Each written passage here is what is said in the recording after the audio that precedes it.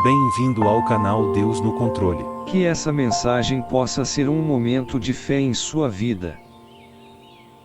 A experiência dos discípulos de Emaús é muito fecunda, porque é um pouco do que nós experimentamos também. Eles estavam voltando para a sua terra, porque já não tinha mais sentido permanecer em Jerusalém. O mestre estava morto. Então voltar para Emaús, fazer o caminho de volta, significa, dentro deste contexto, retomar o que era antigo. Vamos lá, já que não deu certo o que ele nos prometeu, vamos retomar a nossa vida. Então é claro que esses dois, e nós não podemos dizer que são homens, se são mulheres, são discípulos. Eu gosto de pensar que é um casal. Uma família que volta depois de um processo de desilusão. Volta para reencontrar o seu mundo e ressignificar o que havia ficado, o que havia sobrevivido. Certamente esses discípulos também tinham deixado tudo para estar com Jesus. Então eles experimentavam essa desilusão, não deu certo. Aquilo que nós havíamos planejado para a nossa vida caiu por terra. E enquanto fazem um caminho de volta, desesperançosos, eles encontram Jesus e não o reconhecem, porque já é um Cristo glorificado. Os olhos não podiam perceber que aquele homem que caminhava com eles e que puxava um assunto, porque Jesus é muito pedagógico, Jesus faz a cura liberando do outro, pela palavra, o que é amargura. É tão interessante a gente perceber Jesus puxando a língua das pessoas antes de realizar a cura. Justamente para nos ensinar que no processo de dizer o que nos angustia, nós já iniciamos um processo de cura. A cura vem quando nós também conseguimos verbalizar aquilo que nos amargura. E foi isso que ele fez. Certamente percebendo a tristeza no olhar daqueles dois, começa a perguntar para eles: qual é o motivo da angústia? Qual é o motivo da tristeza? E então eles começam a dizer: tu és o único forasteiro nesta terra que não sabe o que aconteceu? Será que só você não conhece o motivo da nossa angústia? Ah, minha gente, é tão significativo este voltar para casa dos discípulos de Emaús. Este caminho de volta. Este caminho que coloca Jesus como aquele que vai ajudando a ressignificar o que eles voltam para buscar.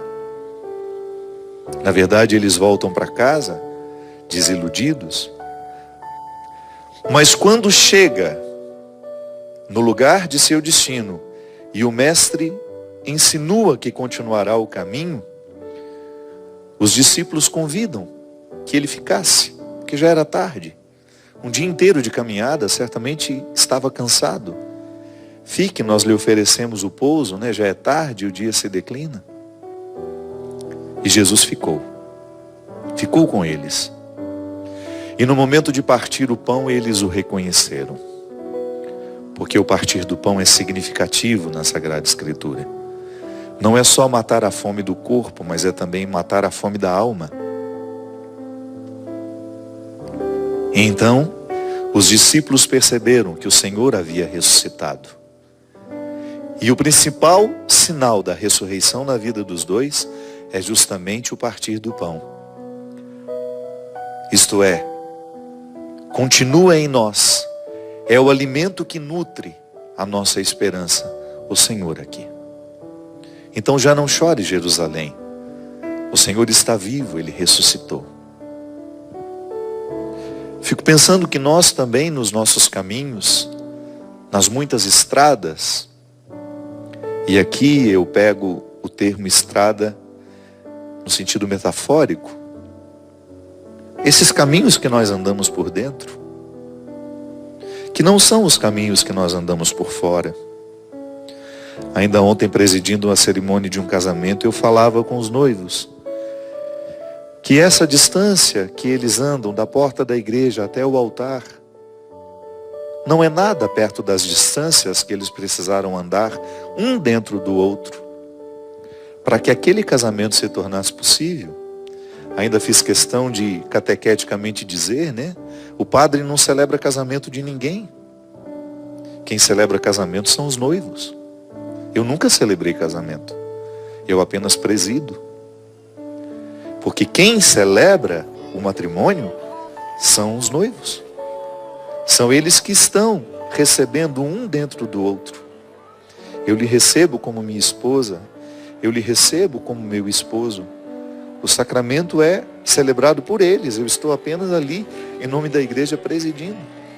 Mas quantas distâncias eles precisaram andar para que eles tivessem o direito de dizer: eu escolho você, eu quero você em minha vida. Talvez seja por isso que muitos casamentos nem aconteçam de verdade, né? Porque as partes não estão celebrando. E a igreja é muito sábia em declarar nulidade assim. Não houve a celebração das partes. O que houve foi apenas um teatro. E o padre, muito bem intencionado, achava que presidia o que não estava acontecendo no coração dos noivos.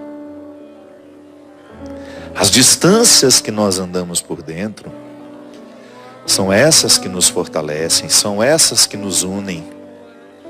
Eu canso de dizer isso, né? Não basta morar na mesma casa, não basta a gente ter o mesmo sangue, não basta a gente ter o vínculo do parentesco. Se a gente não andou dentro do outro, ao longo da nossa vida, nós não somos íntimos de ninguém. Podemos até ser parentes, familiares, mas nós não moramos um dentro do outro. Essas distâncias que nós andamos por dentro, essa que os noivos precisaram andar para que de fato se casassem ontem, e essas distâncias que os 2 discípulos de Emaús precisaram andar dentro deles, para reconhecer que aquele que estava ali de fora, comendo com eles, era o Senhor que havia sido crucificado, mas que agora estava glorificado e que estava ressuscitado, presente de uma outra forma na vida deles, continuando no coração e na mente. Ah, minha gente, quantas vezes nós também caminhamos amargurados, decepcionados, entristecidos, desanimados, angustiados, deprimidos, ansiosos. Quantas vezes nós também estamos vivendo os nossos deslocamentos, volto a dizer que não são meramente geográficos. Não é um andar daqui até ali, mas é um andar aqui dentro. Eu precisando andar na direção de um Padre Fábio que eu ainda não sou, mas que eu posso ser pelo poder do céu, pelo poder daquele que me elegeu. Mas um Padre Fábio que eu não alcançarei se eu insistir em permanecer parado onde eu estou. Se eu não ousar crescer a partir dos meus erros, dos meus equívocos. Sim, os momentos em que nós erramos, em que nós não fazemos o que poderíamos ter feito, ou então, nos momentos da vida em que nós erramos cruelmente com os outros e com a gente, são felizes oportunidades que nós temos de caminhar na direção de um novo ser que podemos ser.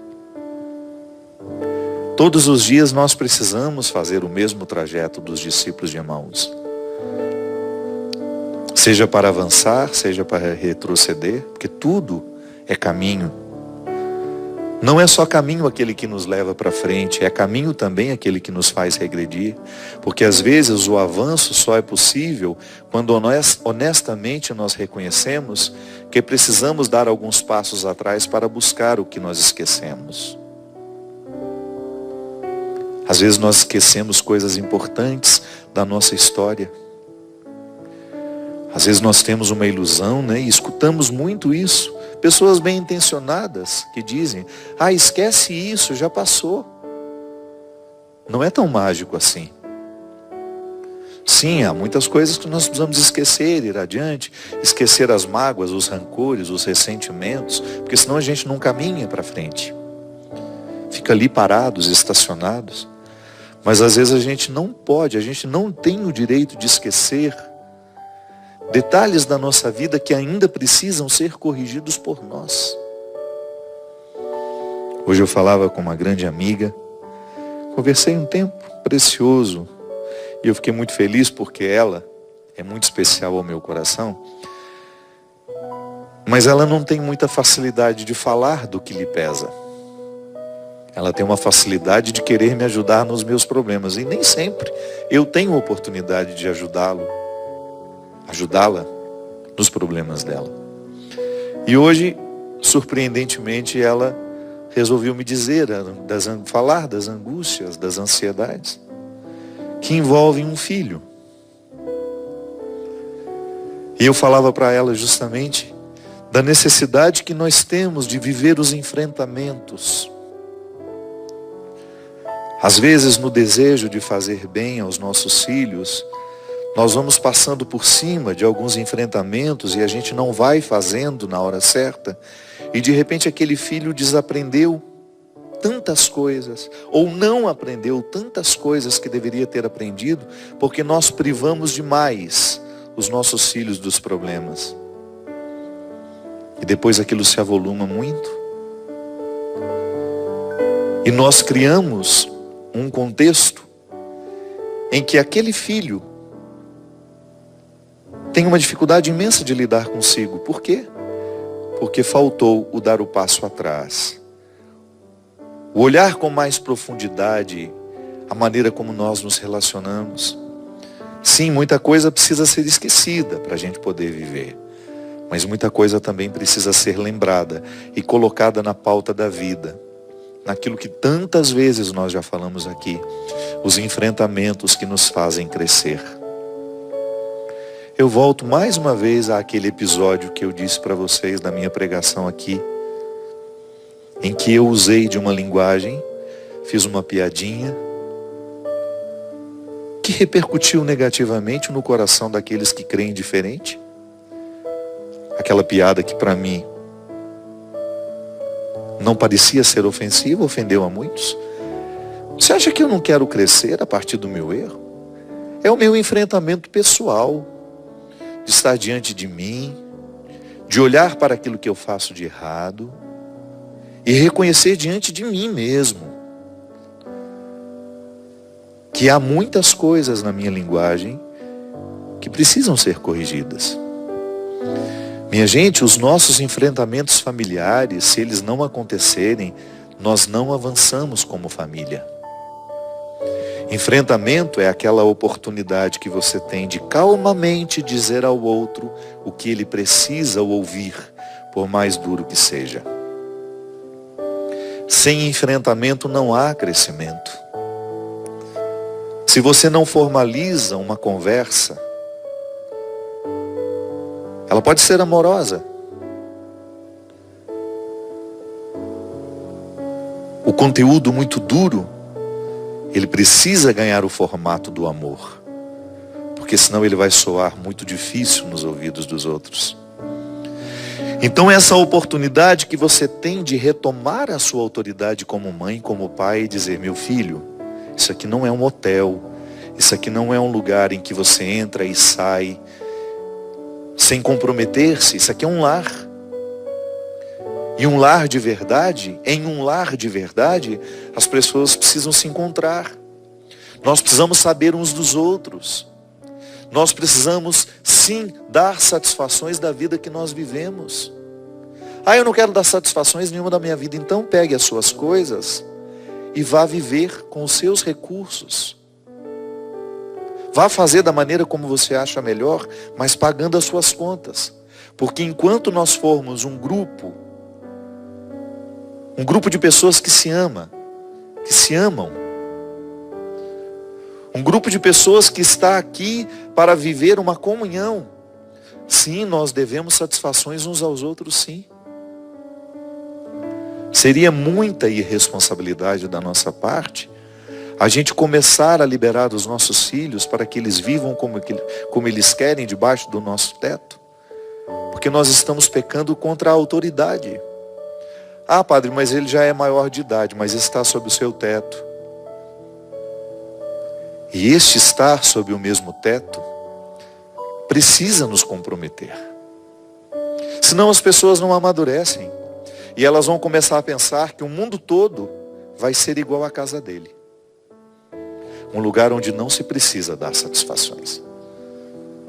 Dar satisfações, minha gente, é uma forma muito saudável de comprometer-se com o seu crescimento pessoal. Sim, na vida nós temos que dar muitas satisfações. Na vida nós damos muitas satisfações, sim.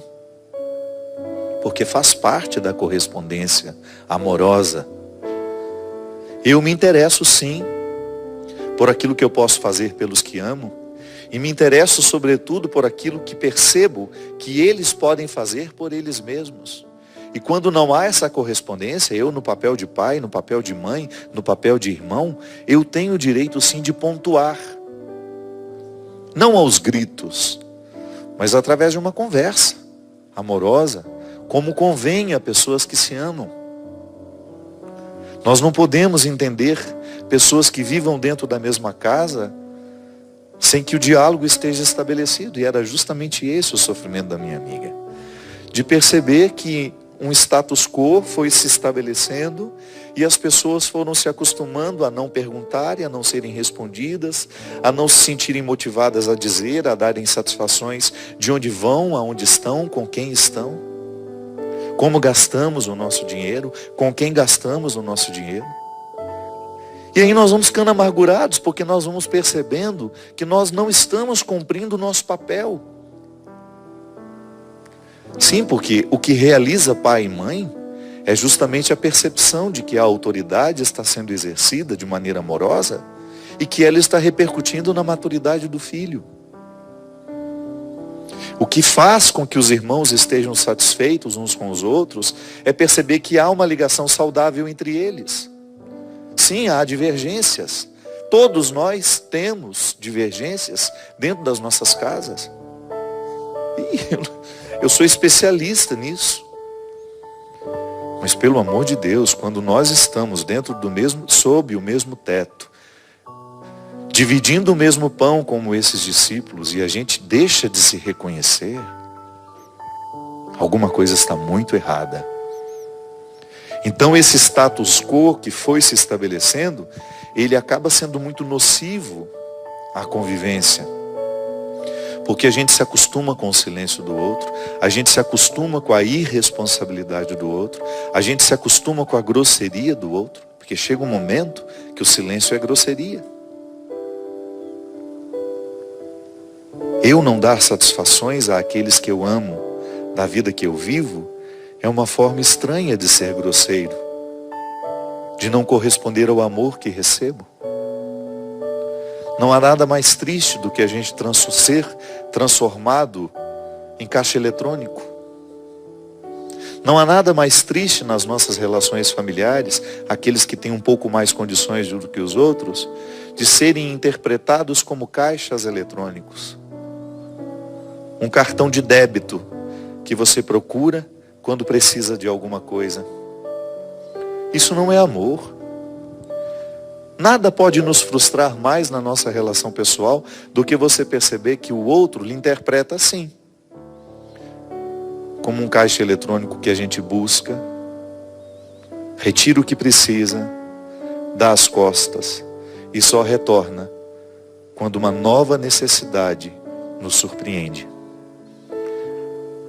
Transformar o outro numa instância prática de solução de problemas é uma crueldade sem tamanho. E isso não é amor. Isso é relação utilitária. Isso é instrumentalizar o outro. É retirar o significado mais profundo que o outro tem. É meu pai, é minha mãe, é meu irmão. Não é o meu caixa eletrônico. E a ele devo satisfações, sim, de olhar nos olhos, de contar o que está acontecendo, quais são as minhas dificuldades, quais são os meus desafios, quais são as minhas dores, por que me tranco dentro do quarto, por que sofro dentro do quarto, por que passo a minha vida ali trancado. É direito do outro ter acesso ao que nós sofremos. Quando a gente começa a se blindar e não permitir que o outro tenha acesso aos nossos sentimentos, nós estamos cometendo uma crueldade com o outro. Porque quem nos ama de verdade sofre dobrado quando nos vê assim.